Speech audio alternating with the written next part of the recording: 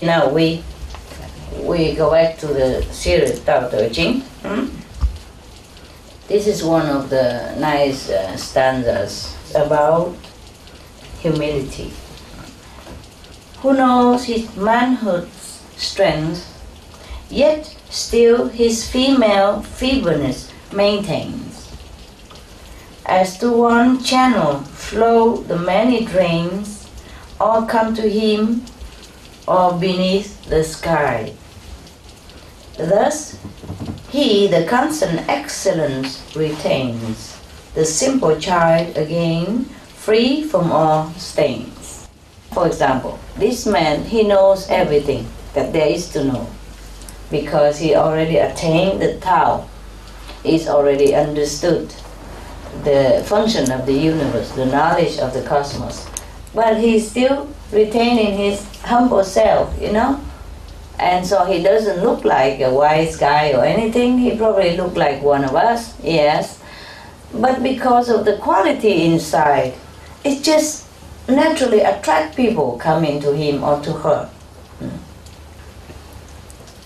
So Lao Tzu say that this kind of person will constantly retain the excellence of his nature all the time. He became the child again, free from all flaws, from all stain. Yes. This is a man, a woman who has attained the Tao, yet who has been enlightened. So with this essay, Lao Tzu want to tell his disciples how to act, how to behave, how to distinguish a person who has attained the Tao. He will look like this. Yes, very strong, very powerful, very wise, yet very simple, very humble, very ordinary.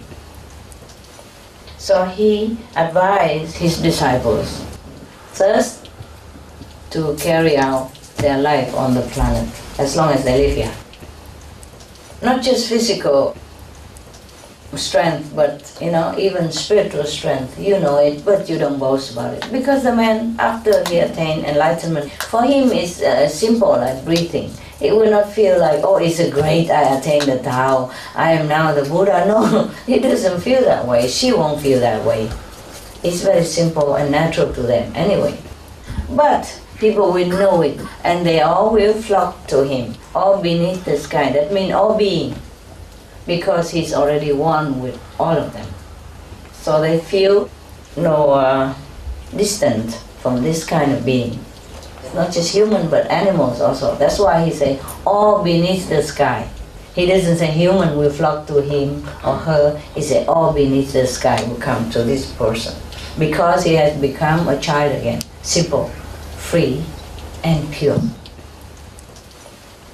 The next quality, who knows how white attracts, but yet always keeps himself within the shade of black. The pattern of humility displayed in view of all beneath the sky. He, in the unchanging excellence, arrayed endless return to man's first state has made. It's similar again, the humility of the man who attained the Tao.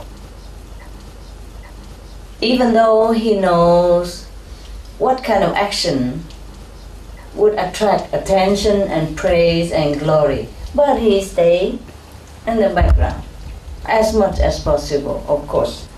The white and the black, this is the Tao people always use, white and black, soft and hard, just to symbolize the two opposite energy in this world, in the cosmos.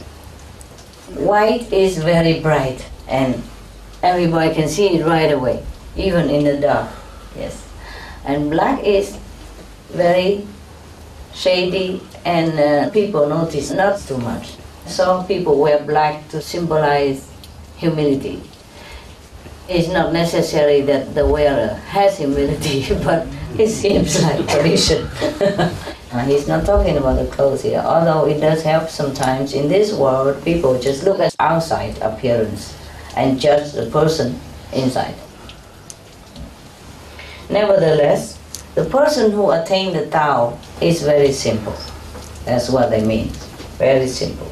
Even though he knows what to do to make himself advance in the society, he doesn't do it. And if he does it, it's truly, genuinely, just for the sake of others. In his heart, this is not just about the action, it's about the inner quality of the man, that in his heart, he seeks no glory. That's what it is. No temporary glory of this illusionary world. Because, let's face it, even if you're king of the whole world, how long it lasts? And what for? The life of simplicity is really the bliss from heaven on this planet. I can guarantee you that. I tasted it, I loved it, and I still love it. It's just, we cannot always keep it. The man who attained the Tao always display his humility instead of the ambition for glory. You can feel that, no matter what he does. Yes. So, Lao Tzu doesn't mean the outward appearance or the outward action only, but he means the truth inside of that man. And it would be best if his situation even allow him to be always humble and simple. For example, but if you are the king, or if you are a high officials of the government, when you go out in a function, you just have to dress good, like everybody else. But that doesn't mean that you're not humble. It depends on the situation. So suppose a person who is very enlightened, but he's already in the good governmental position, he can't just say, I wear sandal, I have flip-flop, because I have to be humble. I have to display my humility. And I don't wear tie because what for? I don't wear suit. I just wear a long cloth or something because I'm humble. It's not necessary like that. What the master meant here is the true humility inside, which is hard to attain and hard to see even. Because most of us judge outward appearance, and that's the problem with us. That's why we miss many opportunities. That's why we don't know what is good and what is not good. That's why we cannot recognize the saint from the profane. And that is a pity for us. But some of us know. And it's lucky for these people. This is what we have to know. The knowledge of discrimination between the highly developed being and the less developed being. That's very good for us. If we want to follow the Tao, if we want to be in the company of the saints and of the wise, then we must discern this. And we treat others with love and respect, normal. But we treat the saints differently. We have to adhere to them. We must be with them in order to nourish our spiritual practice. The supportive energy of the same mentality is very, very good for us. In any endeavor, not just spiritual practice. He in the unchanging excellence array, endless return to man's first state has made. Just similar to the stanza above, that man returned to his original purity, like a child again. Return to man's first state has made. The primordial state of manhood, of human, of being, is the original self. So he will return to that. Whoever always adhere to the primordial excellence, the cosmos excellence, will retain the innocence of childhood all the time. Now we come to third stanza. Who knows how glory shines, yet loves disgrace, nor ever, for it is pale. Behold his presence in a spacious veil, to which men come from all beneath the sky. The unchanging excellence completes its tale.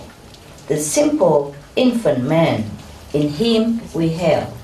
The man, the woman, the being who knows that in this world,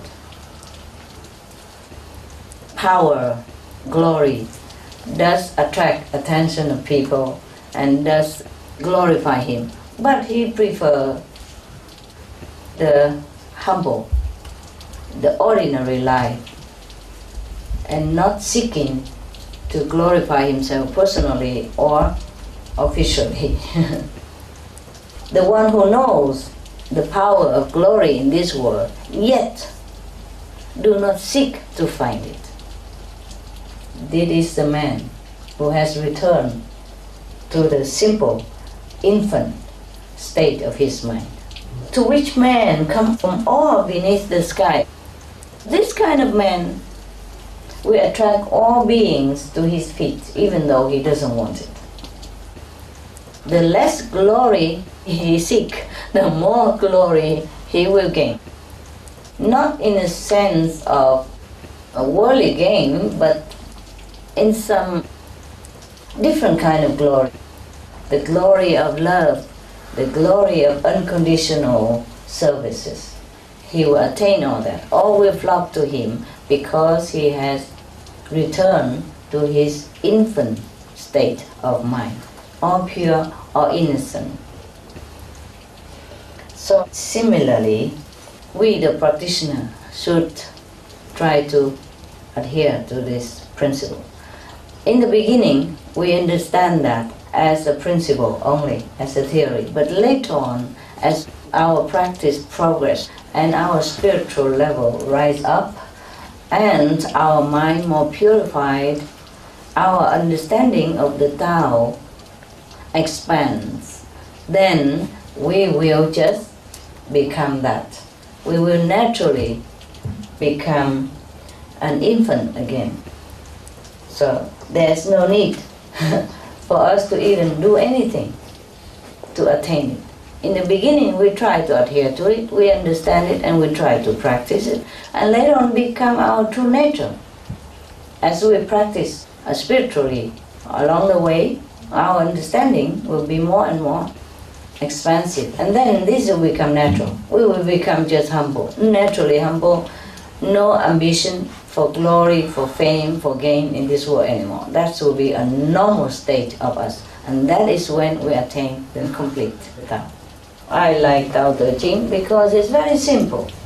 It's one of the most sophisticated Bible of the world, the most famous, the most translated, the most loved, yet it's very simple, like in plain language, and everyone can understand it.